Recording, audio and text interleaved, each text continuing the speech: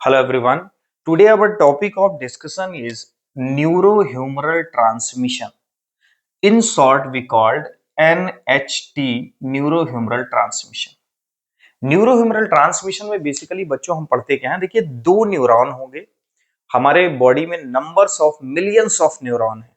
तो दो न्यूरॉन के बीच जो सिग्नल का ट्रांसफर है वो किस तरीके से हो रहा है। सिग्नल ट्रांसफर को वन न्यूरॉन के सिग्नल ट्रांसफर किस तरीके से न्यूरॉन सिग्नल ट्रांसफर करता है दूसरे न्यूरॉन में। तो ये जो इसको एक तरीके से हम कहते हैं कि the communication in between the two neurons is called neurohumoral transmission. अब देखिए बच्चों, हमको पता है कि हमारा कोई भी न्यूरॉन होता है, लाइक सपोज करिए आपका ये एक न्यूरॉन ये है और एक न्यूरॉन ये है, तो दो न्यूरॉन के बीच में बेसिकली ये जो स्पेस होता है इसको हम बोलते हैं साइनेप्टिक क्लेफ्ट, राइट। अब जो साइनेप्टिक क्लेफ्ट से पहले वाला न्यूरॉन है इसको हम बोलते हैं प्री साइनेप्टिक न्यूरॉन, और जबकि साइनेप्टिक क्लेफ्ट के बाद वाला न्यूरॉन है इसको हम बोलते हैं post synaptic neuron. Pre synaptic neuron में वेसाइकल्स के फॉर्म में स्टोर होता है क्या, न्यूरोट्रांसमीटर। और न्यूरोट्रांसमीटर का अपना नेचर होता है। न्यूरोट्रांसमीटर वो केमिकल सब्सटेंस है जो न्यूरॉन से रिलीज होते हैं। तो बेसिकली प्री साइनेप्टिक न्यूरॉन के वेसाइकल्स में क्या स्टोर होते हैं, न्यूरोट्रांसमीटर। अब जब ये न्यूरोट्रांसमीटर यहाँ पे बच्चों साइनेप्टिक क्लेफ्ट में इन शॉर्ट, ये पूरे प्रोसेस को मैं इन शॉर्ट समझा रहा हूँ, फिर डिटेल बात करूंगा। तो जब ये वेसाइकल से किसी भी प्रोसेस के थ्रू बेसिकली यहाँ पे रिलीज हुआ, मींस कहाँ पे आया, साइनेप्टिक क्लेफ्ट में। तो साइनेप्टिक क्लेफ्ट के बाद जो इसको मिलने वाला है post synaptic neuron. Post synaptic neuron में बच्चों यहाँ पर क्या होते हैं, रिसेप्टर्स। और अगर ये न्यूरोट्रांसमीटर, जब न्यूरोट्रांसमीटर साइनेप्टिक क्लेफ्ट में आ जाता है तो वो अपने बाइंड करता है किससे, रिसेप्टर से, रेस्पेक्टिव रिसेप्टर से। वो रिसेप्टर कहां पर प्रेजेंट है, पोस्ट साइनेप्टिक न्यूरॉन में।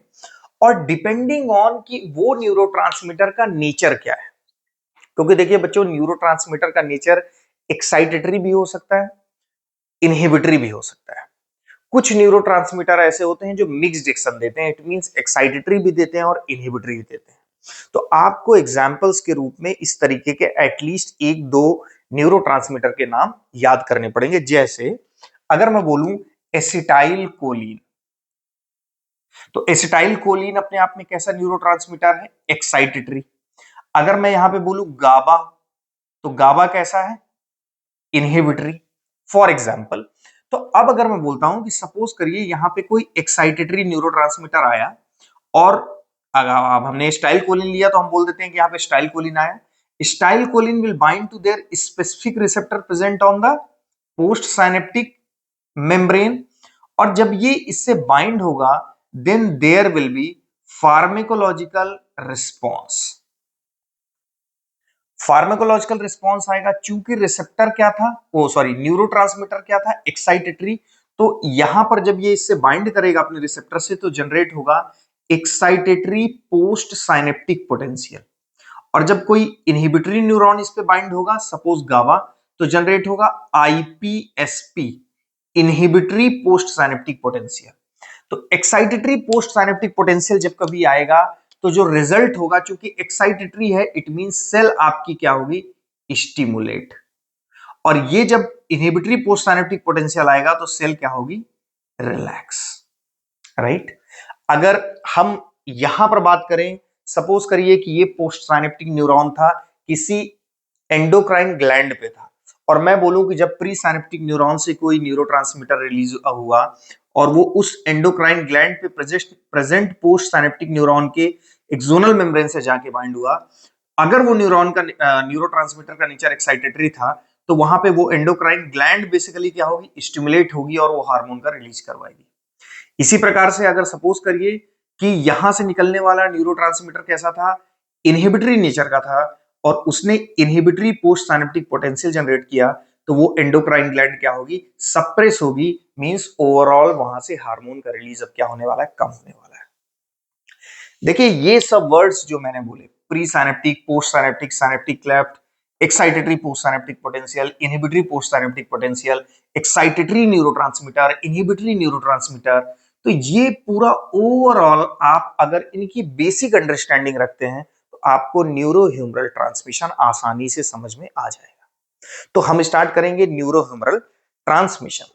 देखिए, न्यूरो ह्यूमरल ट्रांसमिशन में बेसिकली हमने क्या देखा कि neuro humoral transmission is nothing but the communication in between the two neurons with the help of neurotransmitter. तो बच्चों देखिए, इसके सबसे पहले आपको क्या याद करने पड़ेंगे। इसके लिए सबसे इंपॉर्टेंट है कि आप सबसे पहले, चूंकि आपको एग्जामिनेशन में थ्योरेटिकल भी लिखना होता है, तो सबसे पहले आप हेडिंग से याद कर लीजिए। कैसे? न्यूरो ह्यूमरल ट्रांसमीटर के अंदर कई स्टेप्स होते हैं। पहला होता है impulse generation and conduction. Impulse generation and conduction is the first step. Second step is a transmitter release. Third step is transmitter action at post-junctional membrane. Post-junctional activity, termination of action. Right? तो सबसे पहले हम बच्चों देखते हैं। देखिए, यहां पर जो ये डायग्राम बना के रखा है, these are two pre synaptic neuron. ये क्या है? आपके प्री साइनेप्टिक न्यूरॉन है। And this is synaptic cleft. ये कौन सा एरिया है? साइनेप्टिक क्लेफ्ट का। And this is post synaptic neuron. ये आपका बेसिकली क्या है बच्चों? Post synaptic neuron. हमने बेसिक में देख रखा है कि पोस्ट साइनेप्टिक न्यूरॉन पे ही आपके स्पेसिफिक क्या है। देखिए, ब्लैक कलर से दिखा रखा है, ये ब्लू कलर से कुछ डिफरेंट रिसेप्टर है।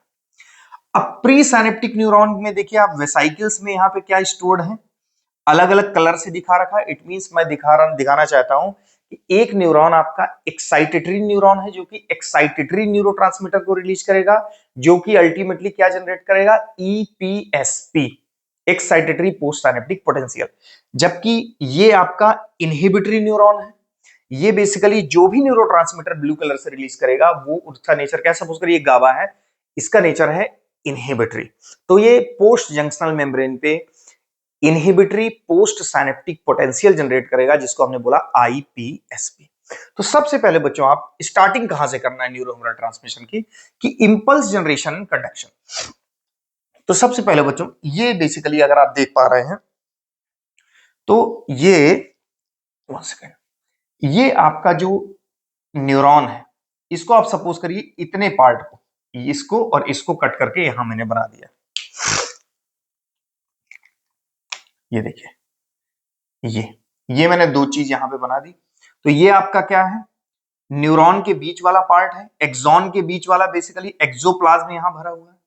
देखो, नॉर्मली क्या होगा, जैसे सपोज करिए आपके न्यूरो ह्यूमरल ट्रांसमिशन में कि जैसे सिग्नल का ट्रांसफर थ्रू आउट पूरी बॉडी में किस तरह न्यूरॉन सिग्नल कैसे सेंड करते हैं, एक न्यूरॉन से दूसरा न्यूरॉन, दूसरा से तीसरा, ये कैसे सिग्नल सेंड होता है, उसका जो बेसिकली मैकेनिज्म है, उसको हमको न्यूरो ह्यूमरल ट्रांसमिशन में पढ़ना है। तो यहां पर क्या होगा, सबसे पहले आप बात करेंगे स्टिमुलस की। तो नॉर्मली हमारा जो रेस्टिंग मेम्ब्रेन पोटेंशियल होता है, देखिए ये न्यूरोनल सेल है, इसका जो रेस्टिंग मेम्ब्रेन पोटेंशियल होता है, मतलब देखिए हमारे बॉडी में रेस्ट की स्टेट में कोई भी न्यूरॉन हो, उसका रेस्टिंग मेम्ब्रेन पोटेंशियल इनसाइड, ये आउटसाइड है, ये inside, inside resting membrane potential ये कितना होता है? -70 मिली वोल्ट। अब बच्चों आपके दिमाग में आएगा कि -70 ही क्यों होता है? तो बेसिकली होता क्या है, देखिए नॉर्मली जैसे ये सेल है, हम जानते हैं कि normally there are certain ion, कुछ आयन कहां ज्यादा होते हैं? बाहर, लाइक सोडियम। जबकि कुछ आयन कहां ज्यादा होते हैं? पोटेशियम। और भी कई आयन्स हैं जो हो सकता है बाहर ज्यादा हो और अंदर कम हो सकता है कुछ आयन अंदर ज्यादा हो और बाहर कम हो। इट मींस, बहुत सिंपल शब्दों में मैं कहूं तो आप समझ सकते हैं कि हमारे न्यूरोनल सेल में आयनिक डिफरेंस होता है, और आयनिक डिफरेंस की वजह से इस मेम्ब्रेन पे वोल्टेज डेवलप होता है। और ये वोल्टेज कितना डेवलप होता है आपका? -70 मिली वोल्ट। और ये -70 मिली वोल्ट को -70 मिली वोल्ट पर होल्ड करने का जो काम करता है, that is sodium potassium ATPase pump. Means ये आपका न्यूरोनल का एक्सोनल सेल है, न्यूरॉन की एक्सोनल सेल। हमने देखा कि आयनिक डिफरेंस की वजह से यहां पे जो चार्ज डेवलप हो रहा है inside that is negative -70 millivolt, -70 millivolt negative inside. ये 70 पे ही क्यों है? क्योंकि सोडियम पोटेशियम एटीपीएच पंप उसको उस वोल्टेज पे होल्ड करके रखता है। तो आपको इतनी बात क्लियर हो गई। तो अब बच्चों आपका पूरी पिक्चर क्लियर हो गई। देखिए, इंपल्स जनरेशन एंड कंडक्शन में आपको इस बात से स्टार्टिंग करनी है कि at the resting phase the axonal membrane potential which is -70 millivolt negative inside. ये बात आपको जरूर बोलनी है, नेगेटिव इनसाइड। अब जैसे ही कोई स्टिमुलस आया, स्टिमुलस कैसे हो सकता है? आपने टच किया, हीट का स्टिमुलस हो सकता है, पेन का हो सकता है, आपका प्रेशर का स्टिमुलस हो सकता है, आपकी कोई इंजरी हो सकती है, मींस बाय एनी मींस आपका जब ये स्टिमुलस इस तरीके से है, सपोज करिए ये स्टिमुलस आ रहा है, तो first when the stimulus touches to this membrane, इस मेम्ब्रेन को टच करेगा ये स्टिमुलस, तो ये जो रेस्टिंग मेम्ब्रेन पोटेंशियल है -70 मिलीवोल्ट। अब यहां पर क्या होगा? इसके टच होने से इस मेम्ब्रेन पे प्रेजेंट कौन से चैनल?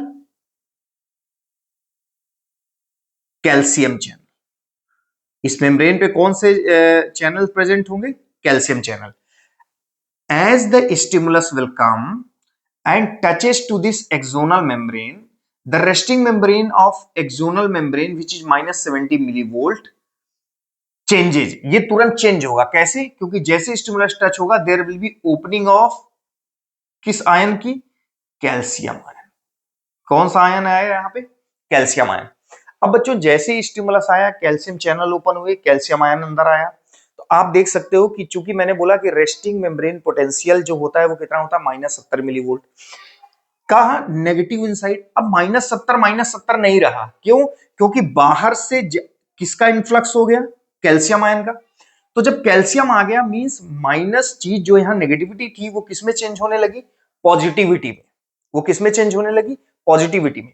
तो बेसिकली यहां पे जब कैल्शियम आया तो दो चीजें होंगी। जब कैल्शियम आया तो इसका जो आरएमपी है वो शिफ्ट होगा किधर की तरफ? पॉजिटिविटी की तरफ। और दूसरा, ये जो कैल्शियम आयन है ये इसकी वेसाइकल्स, ये जो ब्लैक कलर के न्यूरोट्रांसमीटर हैं, ये ब्लू कलर की जो लाइनिंग सर्कल के अंदर स्टोर्ड है, इनको हम बोलते हैं वेसाइकल्स। तो ये वेसाइकल्स की ये जो वॉल है, इस वॉल को ये कैल्शियम क्या करेगा? फ्लूइडाइज्ड करेगा। क्या करेगा? फ्लूइडाइज्ड करेगा। फ्लूइडाइज्ड का मतलब इसको क्या करेगा? वीक करेगा। और दूसरी चीज, इस वेसाइकल का मूवमेंट इस एक्सोनल मेम्ब्रेन की तरफ कराएगा, मींस ऐसे मूवमेंट होगा इसका। सब वेसाइकल किधर की तरफ मूव करेंगी? ये एक्सोनल मेम्ब्रेन की तरफ, टर्मिनल की तरफ। तो बच्चों यहां पे दो चीजें, इस एक्सोनल मेम्ब्रेन को भी कैल्शियम क्या करता है? ब्रेक करता है, और प्लस इस वेसाइकल की मेम्ब्रेन को भी ब्रेक करता है। तो जब ये दोनों चीजें ब्रेक हो जाएंगी तो इसके अंदर का जो मटेरियल है वो कहां पे रिलीज होगा? इस साइनेप्टिक क्लेफ्ट में। अब चूंकि मैंने यहाँ पे ब्लैक कलर से बनाया तो मैंने यहाँ पे दिखाया इस तरीके से। अगर ये ओपन हो गया और बेसिकली ये वेसाइकल कहां पे आ गई? इस तरीके से हो गया ये ऐसे। तो इसके अंदर का जो कंटेंट था, बेसिकली जो न्यूरोट्रांसमीटर थे, वो आप कहां रिलीज हो गए? साइनेप्टिक क्लेफ्ट में। इतनी बात आपके क्लियर है? मींस अगर हम कंक्लूड करें तो जब स्टिमुलस आएगा तो जो न्यूरॉन है उसका जो रेस्टिंग मेम्ब्रेन पोटेंशियल है -70 मिलीवोल्ट, वो चेंज होगा, वो डीपोलराइजेशन की तरफ शिफ्ट होगा। और बेसिकली उस समय उसके एक्सोनल मेम्ब्रेन पे प्रेजेंट कैल्शियम चैनल ओपन होंगे, कैल्शियम आयन की एंट्री होगी कहां पर? एक्सोप्लाज्म में। और कैल्शियम बेसिकली यहां पे क्या फंक्शन करेगा? एक तो वेसाइकल की मेम्ब्रेन को फ्लूइडाइज्ड करेगा, वीक करेगा, प्लस इस वेसाइकल की मेम्ब्रेन को गाइडेड मूवमेंट करेगा टर्मिनल, एक्सोनल टर्मिनल की तरफ, ताकि ये न्यूरोट्रांसमीटर को यहां से क्या कर पाए? रिलीज कर पाए। तो वेसाइकल की वॉल को भी ब्रेक करता है, प्लस एक्सोनल मेम्ब्रेन की वॉल को भी ब्रेक करता है। कौन? Calcium, right. तो फर्स्ट स्टेप आपने देखा इंपल्स जनरेशन एंड कंडक्शन।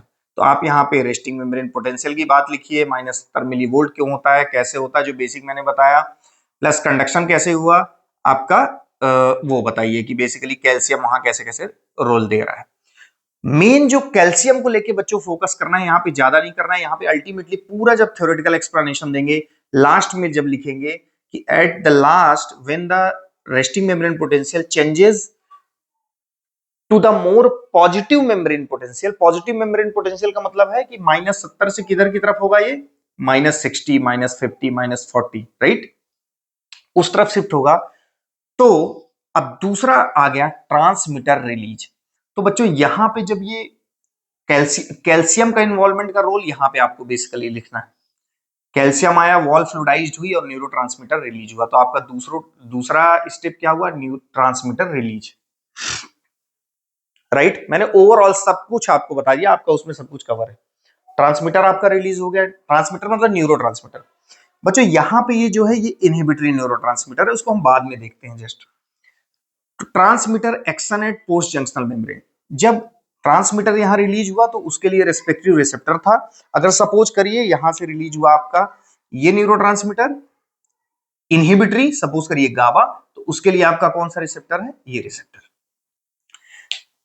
तो post junctional activity, transmitter action at post junctional. Transmitter action at post junctional में आप लिखेंगे कि ट्रांसमीटर जब रिलीज होता है तो उसके एक्शन के लिए, उसके लिए स्पेसिफिक जो भी न्यूरोट्रांसमीटर होगा स्पेसिफिक उसके पोस्ट जंक्शनल मेम्ब्रेन पे रिसेप्टर प्रेजेंट होंगे। और डिपेंडिंग ऑन कि नेचर कैसा है न्यूरोट्रांसमीटर का, या तो ईपीएसपी जनरेट होगा एक्साइटेटरी पोस्ट सिनेप्टिक पोटेंशियल, या तो inhibitory post synaptic potential IPSP generate होगा। तो बेसिकली आपको transmitter action at post junctional membrane में क्या लिखना है कि यहां पे अपने रिसेप्टर से बाइंड होंगे। सेकंड, पोस्ट जंक्शनल मतलब जो भी नंबर है, fourth number, post junctional activity depending on the nature of neuron. Suppose करिए this is inhibitory, this will generate IPSP, this is excitatory, this will generate excitatory post synaptic potential EPSP. और IPSP overall cell को क्या कर रहा है, relax, पूरा आपको लिखना है रिलैक्स, और ये बेसिकली क्या कर रहा है, स्टिमुलेट। तो ये आपका हो गया पोस्ट जंक्शनल एक्टिविटी, भी इस पे कवर हो गई। Third, termination of action. तो टर्मिनेशन ऑफ एक्शन का देखने के लिए बच्चों देखिए, आपका न्यूरोट्रांसमीटर जो बेसिकली यहां पे रिलीज हुआ, चाहे एक्साइटेटरी हो चाहे इनहिबिटरी हो, तो अब इसके दो तीन फेट थे। एक फेट तो ये था कि ये अपने किससे बाइंड हो, स्पेसिफिक रिसेप्टर से, और अपना एक्शन दे। दूसरा फेट होता है यहां पे बच्चों ट्रांसपोर्टर प्रेजेंट होते हैं, कुछ स्पेसिफिक होते हैं हर न्यूरोट्रांसमीटर के लिए। तो वो ट्रांसपोर्टर क्या करते हैं कि साइनेप्टिक क्लेफ्ट, ये पूरा आपका साइनेप्टिक क्लेफ्ट है, दो न्यूरॉन के बीच का जो प्री साइनेप्टिक न्यूरॉन और पोस्ट साइनेप्टिक न्यूरॉन के बीच का जो एरिया है that is synaptic cleft. Neurotransmitter या तो अपने रिसेप्टर से बाइंड होकर अपना इफेक्ट दिया, या तो उसको ट्रांसपोर्टर जो कि प्रेजेंट थे पोस्ट साइनेप्टिक न्यूरॉन के मेम्ब्रेन पे, ये इसको क्या कर लिए, इस प्रोसेस को बोलते हैं रीअपटेक। क्या बोलते हैं, रीअपटेक। जैसे फॉर एग्जांपल देखिए, साइनेप्टिक क्लेफ्ट में जितना आप लेवल न्यूरोट्रांसमीटर का कम करेंगे उतना आपको उसका इफेक्ट कम दिखाई देगा, क्योंकि सिंपल सा रीजन है कि अगर वो न्यूरोट्रांसमीटर साइनेप्टिक क्लेफ्ट पे प्रेजेंट नहीं है तो वो न्यूरोट्रांसमीटर अपने रिसेप्टर से बाइंड नहीं होगा जो कि पोस्ट साइनेप्टिक मेम्ब्रेन पे, पोस्ट साइनेप्टिक न्यूरॉन पे प्रेजेंट है। तो अगर हम रीअपटेक की प्रोसेस को बच्चों बढ़ा देते हैं, क्योंकि नॉर्मली ऐसा होता है कि रीअपटेक होता है, अगर हम रीअपटेक की प्रोसेस को बढ़ा देंगे इट मींस हम एक्शन को क्या कर देंगे, न्यूरोट्रांसमीटर के टर्मिनेट कर देंगे। तो ये जो लास्ट वाला है टर्मिनेशन ऑफ एक्शन, इसका टर्मिनेशन ऑफ एक्शन में एक पार्ट आपको ये लिखना है कि there are certain reuptake transporter present on the presynaptic membrane that actually reuptake the neurotransmitter present on the synaptic cleft and throw it back to the presynaptic neuron so that the action of that neuron become terminated। एक तो ये बात समझ में आ गई। दूसरा, कुछ यहां पे जो लोकल एंजाइम्स होते हैं, जैसे मैं बात करूं अगर एसिटाइल कोलिन की, तो एंजाइम होगा कोलिन एस्टेरेज। तो वो एंजाइम क्या करेगा, उस एसिटाइल कोलिन को ब्रेक कर देगा। तो इसके फेट क्या क्या हुए, भविष्य क्या क्या हुआ, या तो वो अपने रिसेप्टर से बाइंड करे, या तो उसका रीअपटेक हो जाएगा, या तो उसको लोकल एंजाइम हाइड्रोलाइज कर देंगे। जिस तरीके से यहां पे लिखा गया है सीरोटोनिन रीअपटेक ट्रांसपोर्टर, जिसको हम बोलते हैं सर्ट। जैसे रीअपटेक ट्रांसपोर्टर, अगर यहां सीरोटोनिन हो तो यहां पे कौन काम करेगा, SERT, SERT, serotonin reuptake transporter. दूसरा है आपका नेट, नॉर इपिनेफ्रिन ट्रांसपोर्टर। तो यहां पे नेट भी होता है कई बार, अगर नॉर इपिनेफ्रिन का हम बेसिकली पढ़ रहे हैं। डोपामिनर्जिक ट्रांसपोर्टर या डोपामिन ट्रांसपोर्टर, तो डैट बी होता है डोपामिन ट्रांसपोर्टर, वो रीअपटेक ट्रांसपोर्टर होता है। डोपामिन को पकड़ पकड़ के कहां भेजेगा, वापस रीअपटेक कराएगा कहां पे, प्री साइनेप्टिक न्यूरॉन पे। तो ओवरऑल आपके न्यूरोह्यूमरल ट्रांसमिशन में हम पढ़ रहे हैं बेसिकली दो न्यूरॉन का कम्युनिकेशन न्यूरोट्रांसमीटर की हेल्प से कैसे हो रहा है। तो यहाँ पे सबसे इंपॉर्टेंट है आपको हेडिंग्स को याद करके उस, क्योंकि आपको अगर हेडिंग याद है तो आप बेसिकली जितना मैंने स्टार्टिंग में बेसिक में आपको बताया अगर उतना आप कैच कर लेते हैं तो आपको सारा कुछ समझ में आ जाएगा। होपफुली आप एक अपनी अंडरस्टैंडिंग बना पाए होंगे। अगर आपको कंटेंट समझ में आता है तो आप चैनल को सब्सक्राइब करें और वीडियो को शेयर करें। Thank you very much.